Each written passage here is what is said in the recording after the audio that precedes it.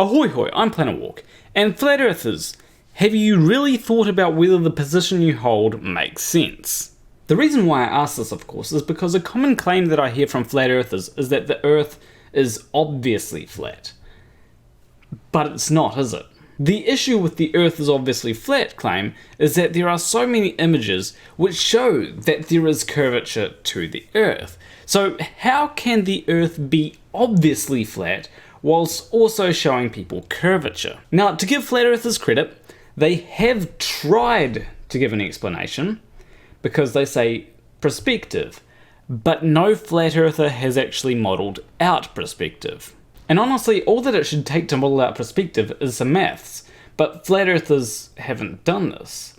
Now, some Flat Earthers might say, well, no one's modelled out perspective, but it has been modelled out. There are programs which utilise perspective, like any 3D modelling software has two forms of view, orthographic or perspective. Perspective is obviously based on perspective, it's right there in the name. And when you model a whole lot of 3D objects and put them on top of a flat plane, all of them will appear to be above that plane. None of them will appear to be sinking into it, because that's not what perspective will do. All perspective does is make an object appear smaller or bigger depending on how far away you are from that object. Nothing else. If Flat Earthers want to claim that it does do something else, well then model it out, show it doing something else that is consistent with reality.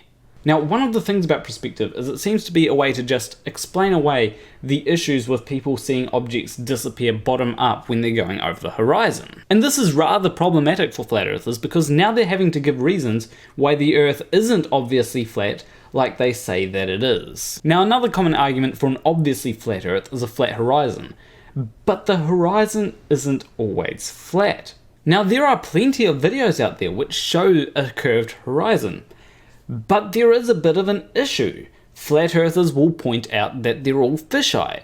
Now, some of them might be fisheye, but not all of them are. Now, just to give a few examples, here is a video from Tom Scott, where he sent garlic bread high up into the atmosphere.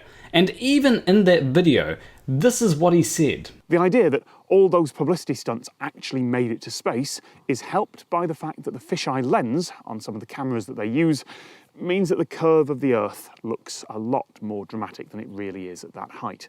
Now, we're using cameras that correct for that, so what you'll see on screen is more or less what you'd see up there. Now, some Flat Earthers may choose to deny that because it's just one video.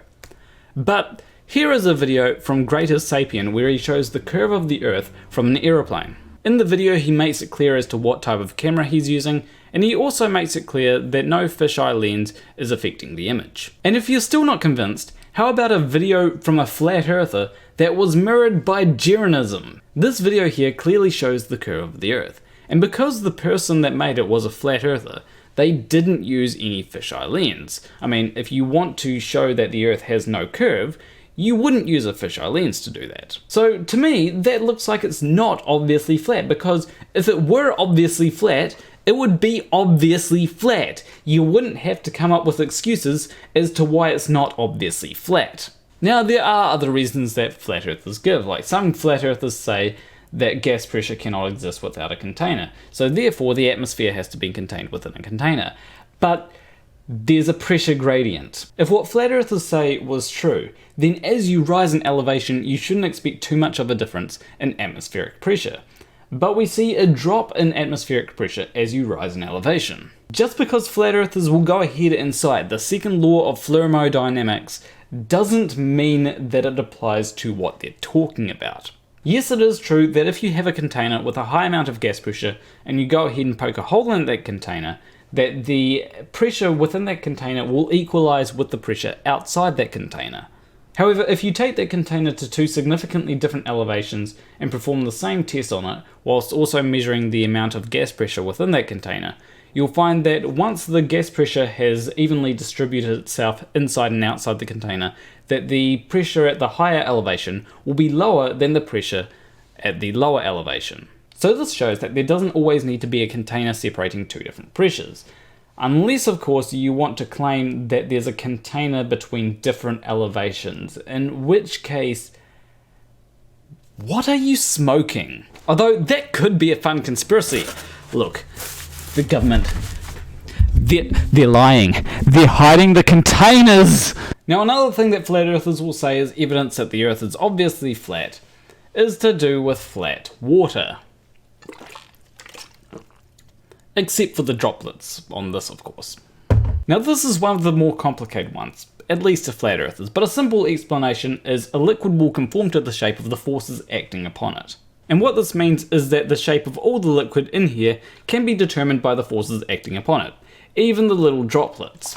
Although it could be that the water droplets are actually level, and the government is Although the whole surface of water being flat thing, that's completely irrelevant, because if these images are to be trusted, then the surface of water can't be flat, otherwise those buildings would be halfway underwater at some times when you're too far away, and when you get closer to them, they're no longer underwater. So what I'm trying to say here is that the Earth is definitely not obviously flat, because if it were obviously flat, you wouldn't have to explain why it's not obviously flat. And to any flat earther that got into flat Earth because they thought that the Earth was obviously flat, why not go through some of the evidence for the Earth being a globe without that flat Earth bias, without that need to just dismiss it based on something like perspective? It's never a bad thing to reconsider what you believe based on evidence. And if you agree with that, why not leave a like and subscribe? If you disagree, why not leave a comment letting me know why you disagree?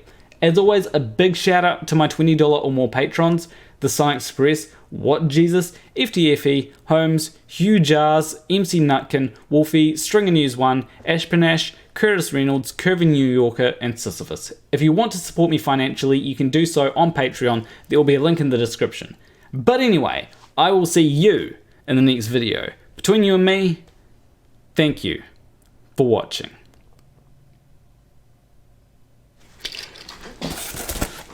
The glasses are My microphone got muted in that last bit, which must mean that it's conspiracy.